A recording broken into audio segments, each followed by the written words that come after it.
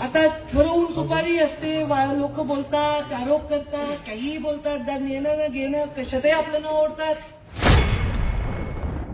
सरपंच संतोष देशमुख हत्या प्रकरणात पंकजा मुंडेंवर टोकाचे आरोप झालेत.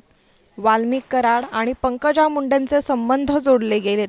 वाल्मिक कराड शिवाय धनंजय मुंडेंचं पानही हालत नाही. पंकजा मुंडेंचा हा व्हिडिओही तुफान व्हायरल झालाय. या सगळ्या प्रकरणावर पंकजा मुंडेंनी पहिल्यांदा आपली प्रतिक्रिया व्यक्त केली आहे. पंकजा मुंडे नेमकं काय बोलल्या तुम्हीच ऐका. आपल्या सहकार्याच्या घरी आपण जेव्हा भेट देतो तर अशी अपेक्षा असते त्याच्या घरचे 4-5 लोक, आजूबाजूचे 5-10 लोक, आपण बसू, चहा पिऊ, ते आपल्याला सत्कार करतील. पण माझ्या बाबतीत असं कधीच होत नाही. मला कधीच चांगला चहा प्यायला मिळत नाही. कारण मी गेल्यामुळे महिला एवढ्या उत्साहात असतात की त्या सगळ्या तयार होऊन म्हणजे मला सोडायला तयार नसतात.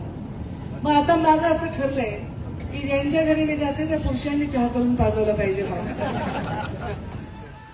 हा, हे बरं केलं.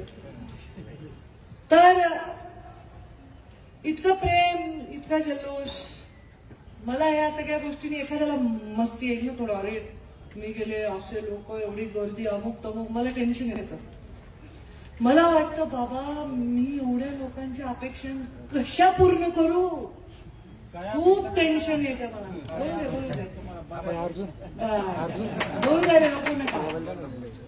आता मी म्हणायच्या आधीच ते म्हणले मला की ताई आम्हाला काही अपेक्षा नाही, तुम्हाला बघायला भेटलं हीच आमची अपेक्षा. ह्याच्याने मला अजून टेन्शन येतं. कारण दुसऱ्या राजकारण्याकडे काही बाबा काम असेल, बदली असेल, फंड असेल, मला तर नुसतं बघायचीच अपेक्षा आहे. बरं, बघायची अपेक्षा म्हणजे सकाळी 7 वाजता तोंड मी आरशात पाहिल्यावर रात्री 2 वाजेशिवाय बघतही नाही. त्यामुळे आता मी अशीच आहे बघा. आता मला बघावं का वाटतं रे तुम्हाला?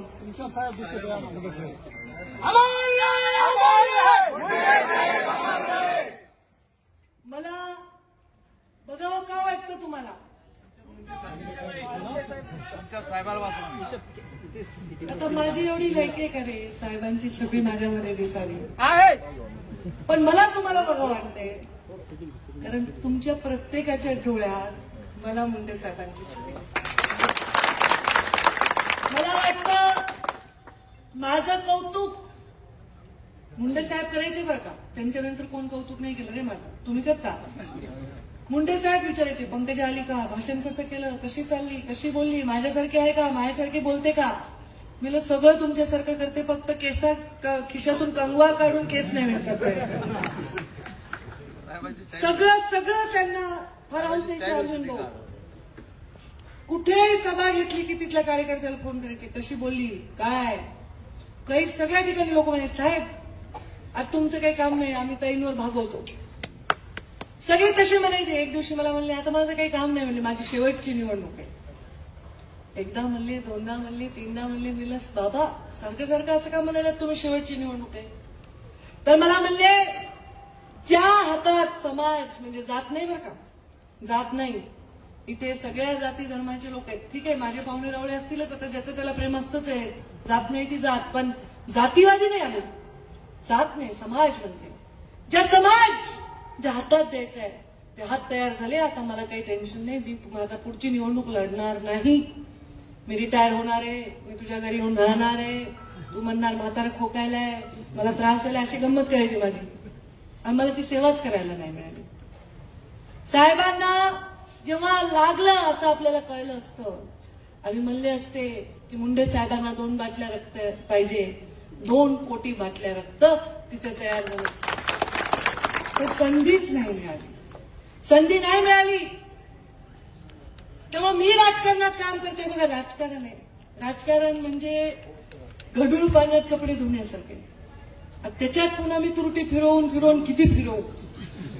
आता ठरवून सुपारी असते, लोक बोलतात, आरोप करतात, काहीही बोलतात, येणं न घेणं कशातही आपलं नाव ओढतात. पण मी राजकारणात का आहे हे सगळ्यात त्यांनी ऐकावं. जे खोटं बोलतात, आरोप करतात अशी लोक असतात जगात, त्यांनी ऐकावं. ज्यांचं स्वतःच्या वडिलांवर प्रेम आहे आणि ज्यांनी स्वतःच्या वडिलाला गमावलंय, माझ्या तुमच्या नजरेत जे गोपीनाथ मुंडे मला दिसतात आणि जे मला बघतात ना, ती नजर खाली न जाऊ देण्यासाठी मी राजकारणात. मी नुसती गोपीनाथ मुंडेंची मुलगी म्हणून तुम्ही जमला नाहीत, माझं मत आहे. खरं आहे का खोटं माहित नाही. मी गोपीनाथ मुंडेची मुलगी म्हणून तुम्ही जमला नाहीत. केवळ असते मी गोपीनाथ मुंडेची मुलगी, टाईटच राहिले असते, कपड्याला दाग लागू दिला नसता, कोणाला जवळ उभं राहू दिलं नसतं, कशाला तुम्ही मला नमस्कार घातला असता. खूप असे मोठे मोठे नेते जरुरी नाही की त्यांच्या पुढे परिवाराला लोकांनी स्वीकारले. मी हे करण्यासाठी माझ्या जीवनातला प्रत्येक क्षण खर्ची घातलेला. साहेब जिवंत असताना देखील एक क्षण असे अनेक गेले जिथे साहेब एकटे पडले होते, तेव्हा मी एवढंसं लेकरू का होईना साहेबांच्या खांद्याला खांदा लावून भांडत होते. घाबरत नव्हते, कुणाच्या बापाला घाबरत. आताही घाबरत मान करते मी, अर्जुन भाऊ करते. हिकमत उडाना न तर अरे हिकमत भाऊ, पण मान करेन, पण मी घाबरत नाही. का घाबरत नाही? कारण काय मला पाहिजे? अहो मला सांगा भाऊ, याच्यापेक्षा काय संपत्ती हो? 100% याच्यापेक्षा काय संपत्ती आहे? मला काही देशाचं मोठं पद जरी दिलं आणि कुणी मला तिकडे विचारायलाच येईना, कोणी धक्काबुक्की नाही झाली, धिंगाणा नाही झाला, ओरडाओरडा नाही झाला, तर काय करू त्या पदाचं? मी लोणचं घालता, मी किती माझ्या पिढीला शिव्या घालते. तुम्ही नीट वळण लावत नाही, तुम्ही लोक मला तुडवतेत, माझा पाय सुचतेत, रात्री माझी ओढणी फाटती, माझ्या केस ओढते, त्यातच केस दाखवले म्हणून मी उपटलेले एवढे मोठे हातात. आणि मग सगळं बरोबर करते. तुम्हाला काही कळत नाही, तुम्ही काय माझी काळजीच घेत नाही, माझ्या जीवावर तुम्ही असून माझा जीव घालता का काय? पण खरं सांगू का, ह्याच्यातच मजा आहे. आप सांगा, माझ्याकडे अब्जो रुपये असले तर आहे का मला खायला वेळ? काय करायचे त्याचे? नाहीयेत माझ्याकडे. असले तर काय करू त्याचं? सांगा, काय करू शकतो? किती सोनं लॉकर भरून जरी कोणाकडे असलं तर काय करायचं? ते घालून घरात बसलं कुणीच बघणार. काय करायचंय? माझा श्रृंगार, माझा अलंकार, माझे लोक आहेत जे माझ्यावर प्रेम करतात. काय आता 45 वर्ष झाले मला पूर्ण. आता तुमची सेवा जेवढे पुढे दिवस देवानी माझ्या कपाळावर लिहिली तेवढी करणार. पण तुम्हाला पोरांना, आपल्या नातवांना सांगावं वाटतंय, हे बघा, ही आपली पंकजाताई. मला ज्या घरात मी जाते, छोटी पोरगी असली की ते म्हणतात, ताई हे बघा ही पंकजाताई व्हायची म्हणती. ह्याच्यातच समाधान आहे रे, काय पाहिजे अजून? अगदी चांगली नसते तुम्ही म्हणताल का तिला करा माझ्यासारखं म्हणून? तुम्ही म्हणतात अरे आपल्या पोरांनी अंडरवर्ल्ड मध्ये गेलं पाहिजे, आपल्या पोरांनी तंबाखू खाल्ली पाहिजे, असं कुणी म्हणते का? कुणालाही वाटते आपले लेकरं चांगले व्हावे, आणि लेकरं चांगले व्हावे हे केवळ कुठल्या सिंहासनावर बसून, कुठल्या खुर्चीवर बसून ते प्रेम येत नसतं. हे माझ्यासाठी महत्वाचं आहे.